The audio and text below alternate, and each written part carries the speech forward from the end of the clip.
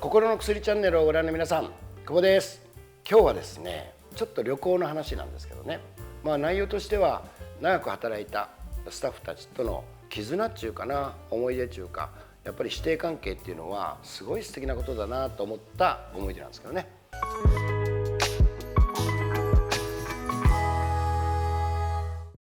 これまた北海道に行ったんですよ。そしてね、その時に15年勤めてくれたスタッフを2人連れて行ったんですね。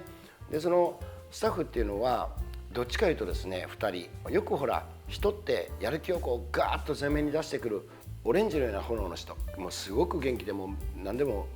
前向きにこうどんどん来る。そうじゃない、ちょっと炎でいうと青い感じ、あんまり口も出さないしグイグイ来ないし、なんかちょっと言うとおとなしいというか消極的っていうかね、どっちか言うと消極的というか目立たないタイプのねスタッフ2人だったんですね。で行ったんです。北海道の札幌っていうとこからレンタカーを借りて、小樽っていうですね、ちょうど30分ちょっとなんですけども、すごく素敵な街なんですよ。皆さんも行った、有名なとこなんで行ったことある人おられると思います。ルタオっていうチョコは有名ですね。小樽を逆から読んでルタオだからですねルタオで有名な小樽に行ったんですよ。その控えめなちょっとこう目立ちにくい2人の15年働いてくれた社員とね。そしたら北一ガラスって言ってですね、有名な、全国でも有名な、小樽ではもう有名なガラス細工のお店があるんですね。お店があるって言ってももう本当にランプ専用のお店、グラスのお店でもう分かれていっぱいあるようなすごく素敵なとこがあって、そこに行ったんですよ。そしたら北海道のなんとかキリコっていう、キリコって分かりますか？色がついたものを削ったらこう透明なとこが見えたりして、こう薩摩キリコとか江戸キリコとかありますよね。キリコっていうちょっと重たいけどロックグラスみたいなやつね。それでもうめちゃくちゃ素敵なのがあったんですよ。で僕がそれ見た瞬間にうわっと思ったんで、うわ見て見て、めちゃくちゃ素敵なグラスやね、これでお酒を飲んだら最高だと思わないかいって2人に言っても、意外と今言ったみたいな反応がこう緩い方なんで、はあみたいな、そんな感じかみたいな。ででもいや素敵やわ、これで焼酎のロックなんか飲んだら最高やろなとかなんとか言いながら、その時も全然反応しない、あまりね反応しないっていうか、あそうですねみたいな感じで、そこでお土産見たりいろんな買い物をしたり、景色を見たりして、そしてこう帰ってきたんですよ。その日の夜に札幌に着きましてね、札幌にねたぬき工事っていう、町というかその商店街があって、たぬき工事って言ったらもうすごい有名なとこで、飲食店で美味しいとかも大体そこに集まってるような素敵な街があるんですね。通りというか街があって、そこの中にまた有名なこの古いめんめっていう名前のねそのお店がありまして、それは炉端焼きのお店でもう最高に美味しいわけですよ。でもう最後の夜だったから、今日はやっぱここだろうということで、炉端焼きね、昔ながらのガラスを引いたこう台があって、そこに魚が置いてあって、その場でこう頼んで、それを焼いたら木のこう長い棒でこうやってくれるみたいなね、昔ながらの炉端焼きで行って、僕はもうその旅行も終わって最終日で小樽でいい景色も見て、満喫して、で最後の夜グッバイパーティーですね。もう最後の夜だからここで美味しいもの食べようってことで頼んだんですね。来るものみんな美味しいわけですよ。もうアスパラ頼んだらもう親指よりももっと太いような、もう本当に他の地域じゃあんなのないな。その食べたり島ホッケっていうのを頼むともう分厚くて、僕らが食べてるあれは何なんだろうっていうぐらい分厚いわけですよ。でもうどんどんこうもう気分が良くなってきて、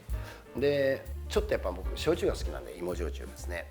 でちょっと芋焼酎飲もうかなっていうことになって、でみんなに今回の旅行どうやったかって、その消極的だからなんかうわ嬉しいとかあんま言わないタイプなんで、ちょっと心配だったのもあるんで、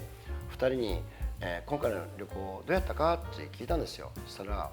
ものすごく楽しみにしてたし、ただ自分たちはお店にあまり貢献できてなかったと思うと、十何年なんか旅行連れて行ってもらうのはちょっと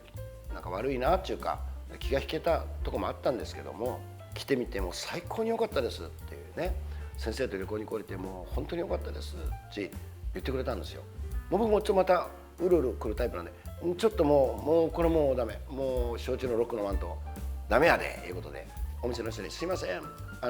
焼酎をロックでくれますかって言ったんですよね。そしたら「はーい」っつってね来たらですね、その小樽で僕が「これ見たかこのグラス、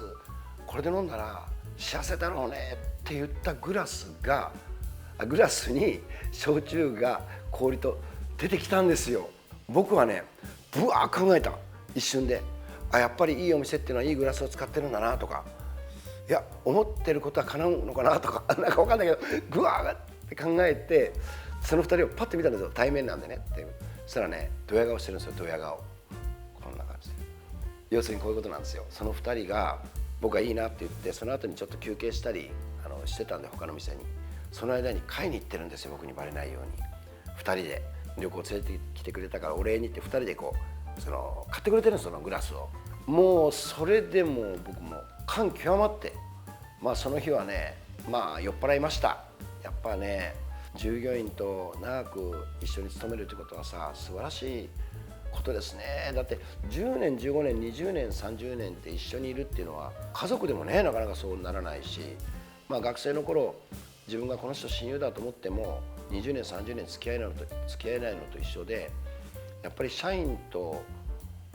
そこの経営者、もしくは師弟関係ですね、教えてもらう側と教える側、先輩と後輩、やっぱりこういう職場の中でつながっていく人の縁っていうのはね深いもんだと思いますね。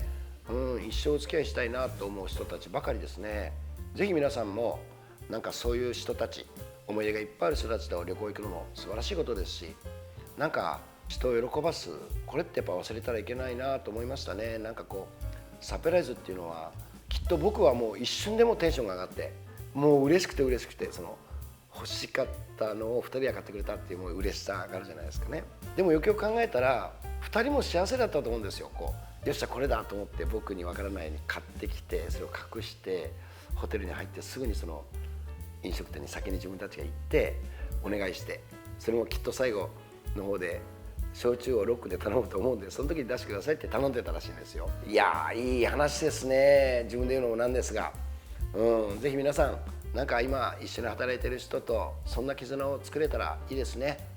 また旅行はいいです。なんかこうその現実逃避してるとかね、いつも住んでるところでできる思い出とはまたちょっと違うものですしね、食べ物も何でも違ってくるし、ぜひ皆さんもいい旅をしてください。じゃあまた会いましょう。さよなら。